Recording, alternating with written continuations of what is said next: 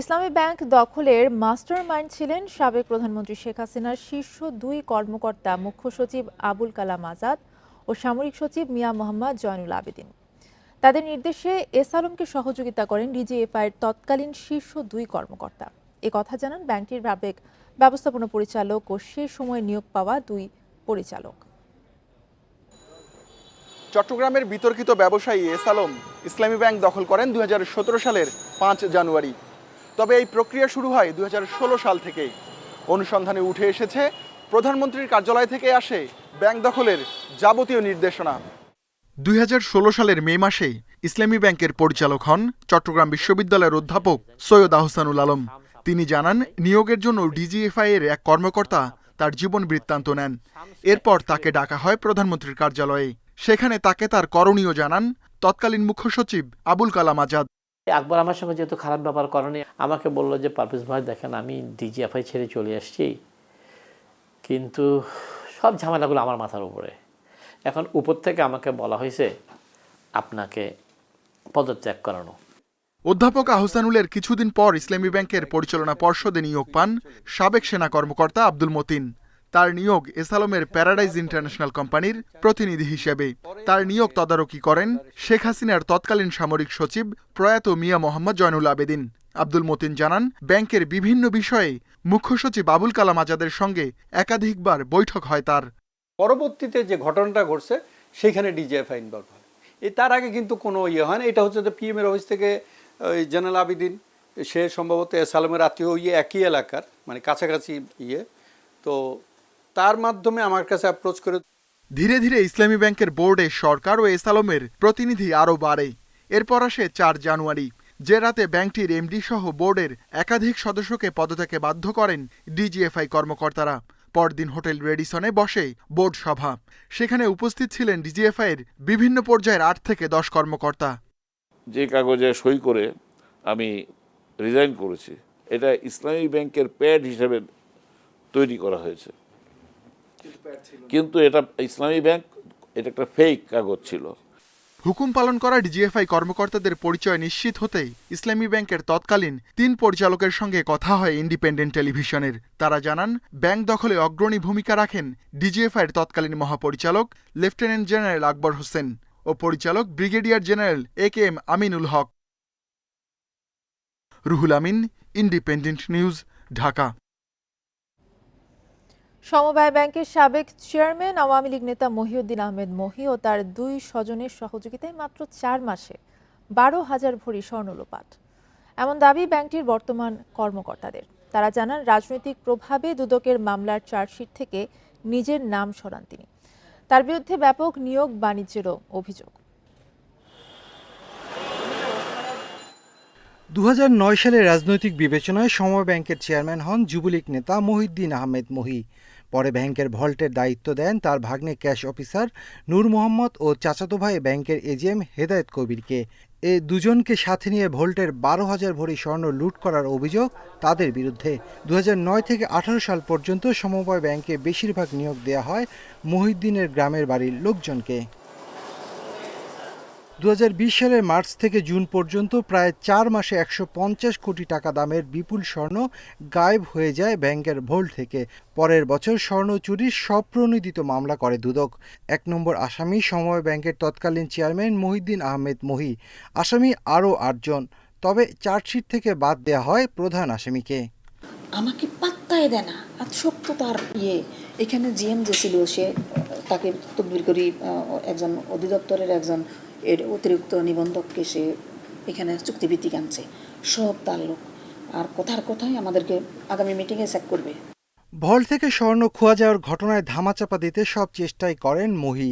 রাজনৈতিক প্রভাব খাটিয়ে অভ্যন্তরীণ তদন্ত করতে দেননি, উল্টো মন্ত্রণালয়ের তদন্ত আদালতে মামলা করে স্থগিত করান। সমবায় অধিদপ্তর থেকে একটা কমিটি করা হয়েছিল, এবারে ওনার তদন্ত আসছিল, পরবর্তী তদন্ত হয় নাই। তখন আমরা পরবর্তীতে জানতে পারছি যে এটা কোর্টে মামলা করে তদন্ত না হওয়ার জন্য একটা স্ট্যাটাস কো বা একটা রায় নিয়ে আসছে। বর্তমানে সমবায় ব্যাংকের ভল্টে বন্ধক ৮,৩৪৮ ভরি স্বর্ণ। বিপরীতে ঋণ দেয়া আছে ৩০,১২,০০,০০০ টাকা। স্বর্ণ চুরির ঘটনায় অনেক গ্রাহক ব্যাংকের ভল্ট থেকে স্বর্ণ তুলে নিচ্ছেন। Shafil Alam Sujan, Independent News, Dhaka. পাকিস্তানের সাথে বাংলাদেশের দ্বিপাক্ষিক সম্পর্ক একটি জায়গায় থমকে ছিল। ৭১ নিয়ে ক্ষমা চাইলেই সম্পর্ক উন্নয়ন সহজ হবে বলে মনে করেন পররাষ্ট্র উপদেষ্টা। বিকেলে মন্ত্রণালয়ে এক ব্রিফিংয়ে এসব কথা বলেন তৌহিদ হোসেন। এ সময় তিনি আরও জানান, লেবাননে বাংলাদেশিদের নিরাপত্তা নিশ্চিতে প্রয়োজনীয় পদক্ষেপ নেওয়া হচ্ছে। সাম্প্রতিক যুক্তরাষ্ট্র সফর নিয়ে সংবাদ সম্মেলন করেন পররাষ্ট্র উপদেষ্টা। তিনি জানান, নিউ ইয়র্কের প্রধান উপদেষ্টা জাতিসংঘের অধিবেশনের পাশাপাশি 12টি সভা ও 25 দেশের সরকার প্রধানের সঙ্গে বৈঠক করেছেন। তাদের কাছে অন্তর্বর্তী সরকারের কর্মপরিকল্পনা তুলে ধরা হয়েছে। কেউ এদেশের আগামী নির্বাচন নিয়ে প্রশ্ন করেনি। তাদেরকে 3 মাস সময় দেওয়া হয়েছে, অর্থাৎ এন্ড অফ ডিসেম্বর অথবা আর্লি জানুয়ারি তারা তাদের রিকমেন্ডেশন প্লেস করবে। তখন আরও কিছু স্টেক হোল্ডারের সাথে আলাপ আলোচনার প্রশ্ন আছে।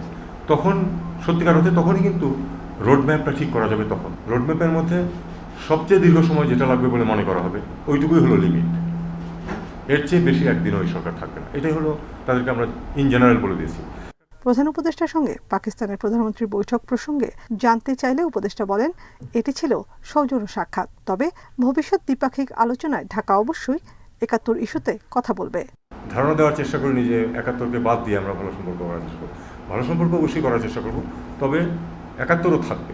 এই সাহসটুকু দেখায় পাকিস্তানের কোনো সরকার যে তারা আসলে যে এখানে যে ঘটনাটা ঘটেছিল সেটাকে তারা উদ্ধৃত করে এবং বলে যে আমরা এই জন্য আন্তরিকভাবে ক্ষমা প্রার্থী। এই কথাটা যদি বলে তাতে কিন্তু কোনো দোষের কিছু নেই। সম্পর্ক স্বাভাবিককরণ এবং সহজ রাখা অনেক সহজ হয়ে যাবে। তবে পাশাপাশি আমি মনে করি যে এই কারণে একেবারে সম্পর্ক আটকে রাখা সেটারও কোনো প্রয়োজন নেই। তিনি আরও জানান, লেবাননে যুদ্ধাবস্থা অবনতি হওয়ায় প্রবাসী বাংলাদেশিদের ফিরিয়ে আনা জটিল হয়ে পড়েছে। তবে তাদের সুরক্ষা নিশ্চিতে দূতাবাস কাজ করে যাচ্ছে। ইভাকুয়েশন ওই পার্সে শুরু করিনি, কিন্তু এগুলি নিয়ে কিছু কথাবার্তা হয়েছে আইওএম এর সাথেও। নাফিজুল্লাহ, ইন্ডিপেন্ডেন্ট নিউজ, ঢাকা। গুজব ছড়িয়ে গার্মেন্টসে অস্থিরতা সৃষ্টি করা হচ্ছে বলে অভিযোগ করেছেন শ্রম উপদেষ্টা। বলেন, জড়িতদের অনেকেই চিহ্নিত হয়েছে। আর স্বরাষ্ট্র উপদেষ্টার দাবি, আইন শৃঙ্খলা পরিস্থিতি খুব ভালো না হলেও সন্তোষজনক। সন্ত্রাসী ও জঙ্গিরা ছাড় পাবে না বলেও জানান তিনি। মঙ্গলবার সচিবালয়ে আইন শৃঙ্খলা নিয়ে সভায় উপদেষ্টারা এসব কথা বলেন। স্বরাষ্ট্র মন্ত্রণালয়ে অনুষ্ঠিত হল আইন শৃঙ্খলা সংক্রান্ত উপদেষ্টা কমিটির দ্বিতীয় সভা। প্রায় 2 ঘন্টা ধরে চলে বৈঠক। সেই গুজবের ভিত্তিতে কারখানাগুলো থেকে পরে শ্রম উপদেষ্টা আসিফ মাহমুদ মন্তব্য করেন, গুজব ছড়িয়ে সাভারের গার্মেন্টসে সংঘর্ষ ঘটানো হয়েছে। শ্রমিকদের মধ্যে অনুপ্রবেশকারী ঢুকে উস্কানি দেয়া হয়। যেসব মালিক বেতন দিচ্ছে না তাদের আইনের আওতায় আনা হবে বলে জানান তিনি। গুলিটা এসেছিল শ্রমিকদের ভেতরে অনুপ্রবেশ করা কারো পক্ষ থেকে, এবং ইতিমধ্যেই তাদেরকে শনাক্ত করা হয়েছে এবং তাদেরকেও আইনের আওতায় আনার ব্যবস্থা নেওয়া হচ্ছে। আর স্বরাষ্ট্র উপদেষ্টা বলেন, আইন শৃঙ্খলা পরিস্থিতি সন্তোষজনক, এবারও জাঁকজমকপূর্ণ পূজা হবে। চট্টগ্রাম পরিস্থিতি নিয়ে তিনি বলেন, শান্তি চুক্তি হওয়ার পর একটি গ্রুপ অস্ত্র জমা দেয়নি, তারাই পরিস্থিতি ঘোলাটে করছে। ইউপিডিএফ জেএসের তাদের ভিতরে একটা ইন্টারনাল ঝামেলা আছে, প্লাস অন্যান্য যারা সিটিজেন ওখানে আছে তাদের ভিতরেও একটা সমস্যা আছে, এবং তারা সবাই যেন মিলমিশে কীভাবে থাকতে পারে ওই আমাদের ব্যবস্থাটা করতে হবে। প্লাস অনেক সময় তারা কিছু কিছু অস্ত্র এবং ট্রেনিং বাইরে থেকেও পাচ্ছে, ওইটা থেকে যেন না পায় ওইটারও আমাদের একটা ব্যবস্থা করতে হবে। স্বরাষ্ট্র উপদেষ্টার দাবি, যৌথ অভিযানে যে হত্যার ঘটনা ঘটছে সেটা বিচার বহির্ভূত হত্যা নয়, সংঘর্ষ। Hasif Mahmud Shah, independent News, Dhaka. বকেয়া বেতনের দাবিতে ঢাকা ময়মনসিংহ নবীনগর চন্দ্রা মহাসড়ক অবরোধ করে বিক্ষোভ করেছে শ্রমিকরা। অবরোধের ফলে ঢাকা রিচাও ঢাকা ময়মনসিংহ মহাসড়কে আটকা পড়ে শত শত যানবাহন। গাজীপুরের ভোগড়া বাইপাস এলাকায় 3 মাসের বকেয়া বেতনের দাবিতে ঢাকা ময়মনসিংহ মহাসড়ক অবরোধ করে বিক্ষোভ করে অ্যাপারেলস প্লাস কারখানার শ্রমিকরা। অপ্রীতিকর ঘটনা এড়াতে আশপাশের বেশ কিছু কারখানা ছুটি ঘোষণা করেছে কর্তৃপক্ষ। সড়ক অবরোধের কারণে ঢাকা ময়মনসিংহ মহাসড়কে দীর্ঘ যানজটে ভোগান্তিতে পড়েন যাত্রী চালকরা।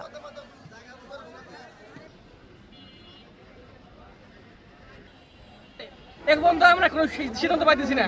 আমাদের কোম্পানি মালিক বলছে 30 তারিখে বেতন করে দিব, এবং আমরা কোনো জানাই দিচ্ছে না কিছু। এভাবে আমরা কয়দিন থাকবো? আমাদের রাস্তা ক্লিয়ার করে থেকে আমরা চলে যাই। খাগড়াছড়ির সরকারি টেকনিক্যাল স্কুল ও কলেজের সিভিল কনস্ট্রাকশন অ্যান্ড সেফটি বিভাগের ইনস্ট্রাক্টর সোহেল রানাকে পিটিয়ে হত্যার অভিযোগ উঠেছে। দুপুরে এই ঘটনা ঘটে। শিক্ষককে হত্যার জেরে পাহাড়ি বাঙালি দুই পক্ষের মধ্যে উত্তেজনা ছড়িয়ে পড়ে। এ সময় চেঙ্গি স্কয়ার মহাজন পাড়ায় সংঘর্ষ চলে। পরিস্থিতি নিয়ন্ত্রণে খাগড়াছড়ি সদর উপজেলায় বিকেল ৩টা থেকে অনির্দিষ্টকালের জন্য ১৪৪ ধারা জারি করেছে প্রশাসন। খাগড়াছড়ির জেলা প্রশাসক মোহাম্মদ শহীদুজ্জামান জানান, অপ্রীতিকর ঘটনা এড়াতে সতর্ক অবস্থায় আছে আইন শৃঙ্খলা রক্ষাকারী বাহিনী। শহরে থমথমে পরিস্থিতি বিরাজ করছে।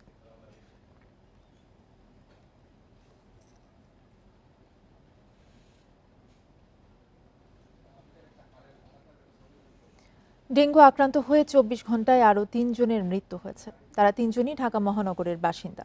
এ নিয়ে চলতি বছর ডেঙ্গুতে মারা গেলেন ১৬৬ জন। মঙ্গলবার বিকেলে স্বাস্থ্য অধিদপ্তরের বিজ্ঞপ্তিতে এই তথ্য জানানো হয়েছে। এতে আরও বলা হয়, ২৪ ঘন্টায় ডেঙ্গু আক্রান্ত হয়ে ১১৪৪ জন হাসপাতালে ভর্তি হয়েছে। এর মধ্যে ঢাকা উত্তর সিটি কর্পোরেশনে ২৫৩ জন এবং ঢাকা দক্ষিণ সিটিতে ১৮৮ জন। তবে ঢাকার বাইরে শুধু চট্টগ্রাম বিভাগে ১৪৪ জন নতুন করে আক্রান্ত হয়েছে। এই সময়ের মধ্যে সবচেয়ে কম আক্রান্ত সিলেট বিভাগে ১২ জন। ডেঙ্গু আক্রান্তদের ৬৫.১% পুরুষ এবং ৩৪.৯% নারী।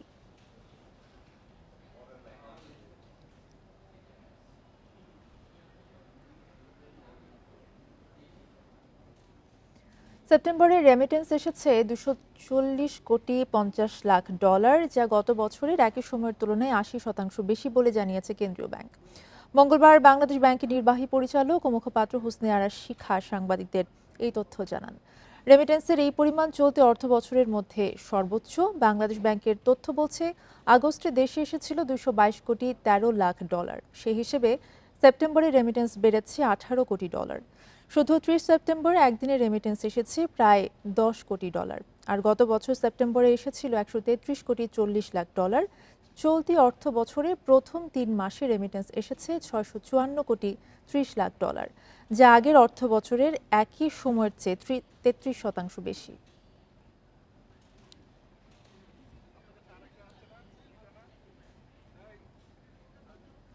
পলিথিন নিষিদ্ধ করে পাট, কাপড়, কাগজের ব্যাগের প্রচলন করা অন্তর্বর্তী সরকারের যুগান্তকারী উদ্যোগ। এটি সফল হলে দেশে পাটের উৎপাদন বাড়বে, লাভবান হবে কৃষকেরা। সকালে গুলশানে একটি শপিং মল পরিদর্শনে গিয়ে এসব কথা বলেন বস্ত্র ও পাট উপদেষ্টা এম সাখাওয়াত হোসেন। রাজধানীর সুপার শপ ও শপিং মলে নিষিদ্ধ হলো পলিথিনের ব্যাগ। তাই মঙ্গলবার সকাল থেকে পাট ও কাগজের তৈরি ব্যাগে বাজার করছেন ক্রেতারা। ২০ থেকে ৩০ টাকায় বিক্রি হচ্ছে এই ব্যাগ। পলিথিনের ব্যাগ বিক্রি ও নিষিদ্ধ হওয়ায় অনেকেই সাথে এনেছেন পাটের ব্যাগ। ক্রেতারা বলছেন, পলিথিনের বিকল্প ব্যাগের উৎপাদন ও মজুত আরও বাড়াতে হবে, সেই সাথে দামও সাশ্রয়ী করার দাবি তাদের। এটা ১০ টাকা হলেও এনাফ, কারণ আপনাকে তো শুধু ইউনিমার্টে কারা আসছে তাদেরকে চিন্তা করলে হবে না, সবার কথাই চিন্তা করতে হবে। সবার পক্ষে 10 টাকা দিয়ে কেনারও হয়তো সামর্থ্য থাকবে না। আজকে সাহস করে এনেছি যে যদি না থাকে, এবং আগামী যে 2টা কাঁচা বাজারে যাব সেটার জন্য আমি এক্সট্রা 2টা ব্যাগ নিয়ে নিয়েছি। সুতরাং আমার মনে হয় এটা ভেরি কস্ট এফেক্ট। মাছ, মাংস ও সবজি বাজার, মুদি দোকান থেকে সুপার শপ, সব জায়গায় পলিথিনের দাপট থেকে বাঁচতে এই উদ্যোগ। পরিবেশ ও মানবদেহের জন্য ক্ষতিকর এই পণ্য ব্যবহার বন্ধে আবারও কঠোর সরকার।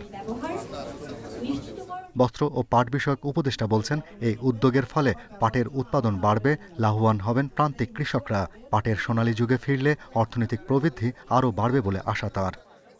কত বড় অর্থকরী ফসল, এটাও তো আমরা এখন রিয়েলাইজ করবো আস্তে আস্তে। কারণ এটা হচ্ছে ন্যাচারাল ফাইবার, আর এখন এই ন্যাচারাল ফাইবারটারই উপরে জোর বেশি সমগ্র বিশ্বে। তো আমরা আশা করি আমরা যে আজকে এই উদ্যোগটা নিলাম অন্তর্বর্তীকালীন সরকারের একটা, আমি মনে করি, যুগান্তকারী উদ্যোগ। উপদেষ্টা আরও জানান, ২০১০ সালের পলিথিন নিষিদ্ধ আইনটি ১ নভেম্বর থেকে সব পর্যায়ে কার্যকর করা হবে। Shahriar Anirban, independent News, Dhaka. যানজটের পর সড়কের অন্যতম সমস্যা যানবাহনের হর্নের তীব্র আওয়াজ।